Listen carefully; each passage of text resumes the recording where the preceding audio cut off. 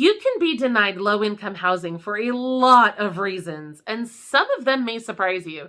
In fact, I think everyone will probably be surprised by number 9 on this list, because I know I was. If you need more affordable housing, you're not alone. America is facing an affordable housing crisis, and more people than ever before are looking for low-income housing. But a lot of people will probably end up disappointed because there are some surprising reasons that you may be disqualified. First, drug use. According to Massachusetts Legal Help, a housing authority must deny your application if they find that any member of your household is currently engaged in the illegal use of a drug, if they have a reasonable cause to believe that a household's member use or pattern of use may disrupt other residents. Second, alcohol use. Similarly, a housing authority must deny your application if they find that any member of your household has abused alcohol or has a pattern of alcohol abuse that may be disruptive to other residents. Now, Massachusetts Legal Help does indicate that the housing authority may consider evidence of rehabilitation before denying the application outright. If you are denied for either of these reasons, but your affected household member has undergone rehab, you may want to see if you can appeal the decision and get the housing help that you need. Third, your application must be denied if any member of your household is subject to a lifetime registration requirement under a state sex offender registration program. Fourth, you will be ineligible for low-income housing if any member of your household has been evicted from federally assisted housing for drug-related criminal activity within the last 3 years.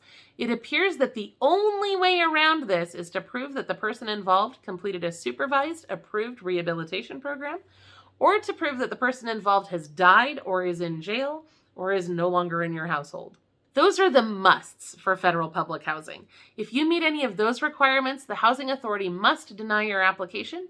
However, there are many reasons that the authority may deny your application, and these can vary depending on what state you live in, and this is where it gets a little surprising. Fifth, bad payment history.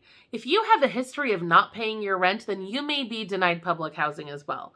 According to Massachusetts Legal Aid, you may be able to appeal this if you paid at least 50% of your monthly income toward rent each month, but couldn't pay the full rent, or if someone else in your household can assume responsibility for the rent now.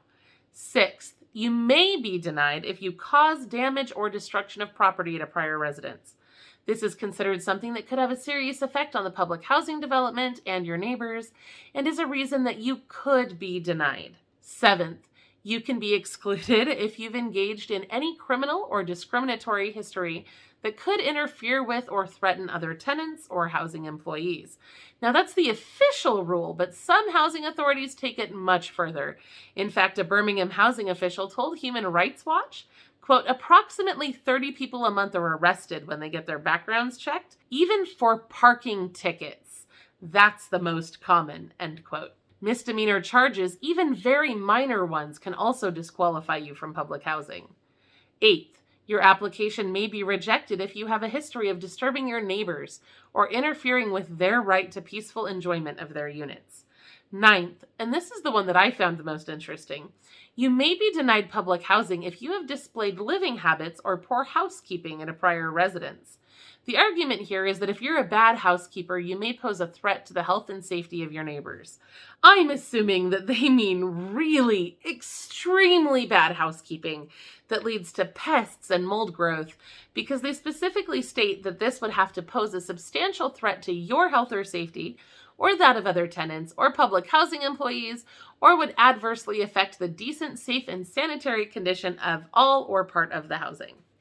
10th, you will likely be denied if you provide false information during the application process or if you fail to provide the information that they ask for.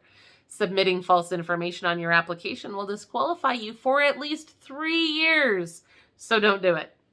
11th, failure to obey leases is another reason why you may be disqualified. However, you must have broken a prior lease in a way that was harmful to the health, safety, security, or peaceful enjoyment of the other tenants or employees. And finally, if you act in an abusive or threatening way toward a housing authority employee at any time, you may be disqualified from receiving public housing benefits. Basically, I think all of these criteria can be summed up quite easily. If you want to get low-income housing, don't be a jerk, Don't do anything illegal. Be a good neighbor and a kind, honest person. If you can do that, you shouldn't have any problems. I hope this helps. Be sure to subscribe to our channel for more ways to save money and get free stuff.